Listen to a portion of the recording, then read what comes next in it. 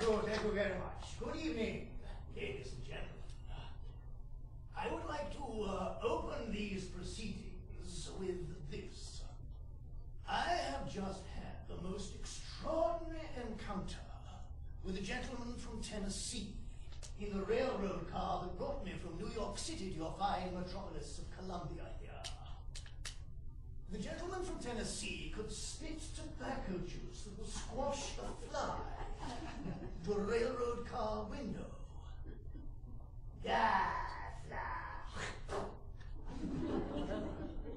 A useful accomplishment in that it stopped the buzzing nuisance. It hardly made the atmosphere of the car any pleasanter. Moreover, although the accuracy of his expectorations was faultless, the ricochet of his spittle was not. Eventually, I was forced to observe, "My dear sir, I would be infinitely obliged if you would desist from spraying me with your nutrition fluid." Why, Lord Dar, you's a Britisher. Knows how I can tell? Your accent. It's a dead giveaway. Well, I want to rearrange your face for you this time, because I kind of like you jolly good show all being Britishers. Knew one of you out in the Nevada Silver Loans by the name of Tom Scott. You know him? You must do. Your island's so small you must all know each other. Anyways, I can tell you a mighty interesting story about this Tom Scott. He would do his drinking alone down at Simpson's Saloon at Fly Trap Gulch. Funny name for a place, but you see, there was a clump of those fly traps, you know, those great big spike leaves that curls in and traps the buzzing bastards and then sucks the little suckers dry. Why, some of those plants was 10, 12 feet high, more like trees. Anyways, that's how the burg got its name. Well, one evening, this Britisher, Scott, was drinking on his own down at Simpson's, as usual, and who should walk in but Mad Dog Alabama Joe, meanest man in town, and a mighty ugly hater of you Britishers. Seeing Scott, he goes to the bar, lays his 6-shooter and Bowie on it, and then proceeds to say some mighty uncomplimentary things about your Queen Victoria, concluding by likening her to a canine of the female gender. At this, Scott ups and he socks Mad Dog across the jaw. Roaring like an angry bull, the Mad Dog rushes back to the bar and brings up his 6-shooter. But Scott has drawn his Derringer and has it pointed between Mad Dog's eyes. "Keep your miserable life, Alabama Joe. I won't shoot a mad dog. But remember, you came closer to death this night, whatever you will do until your day does come. Now, get. Don't look bad at me. Bully is a coward for all his swagger." Well, sir, I saw the look on Mad Dog's face as he left the bar.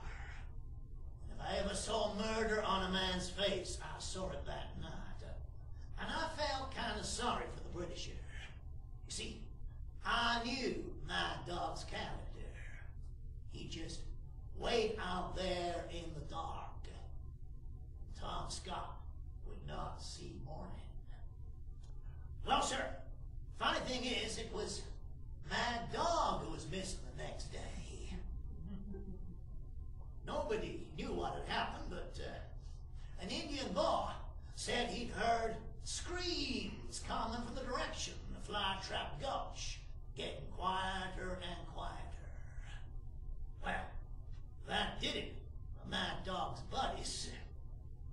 Ramon, the one-eyed Mexican, their leader, ups and he says, "The boy said he screams from the gulch. I reckon the English lay in wait for him."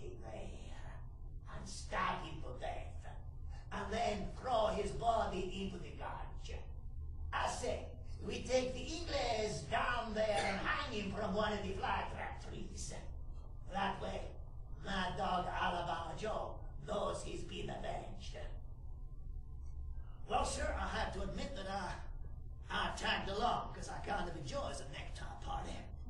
We frog marched the Britisher down to the flytrap trees and was just about to turn him off when he shouts, "Will you look at that flytrap?" And jumping Jehoshaphat, one of those great leaves was slowly rolling back on its hinges. There, like a baby in its cradle, was Mad Dog Alabama Joe. Reckon he'd lain down on one of those leaves to keep dry as he was waiting for Scott and falling asleep. The leaves just turned in on him and trapped him. You could see he tried to cut his way out because he had his bowie in his hand, but it was too late. Well, sir, I think you'll agree that's a pretty remarkable story. And the best is yet to come. Afterwards, that there Britisher, Tom Scott, invites all of us who was gonna hang him back to Simpson's saloon. Stands us several rounds of drinks. Must say, you Britishers are mighty hospitable people. And, incidentally, sir, mine's a triple whiskey. Well, I gave the fellow a generous measure of the Glenmorangie and my hip flask, but I'm beginning to think that he told me a tall story in order to scrounge a tipple out of me. Holmes would have known. If only Holmes could have accompanied me on this wonderful trip to your remarkable country. Only had not had that terrible encounter with Professor Moriarty, the Napoleon of crime at the Reichenbach Falls last year. And yet, I could honestly say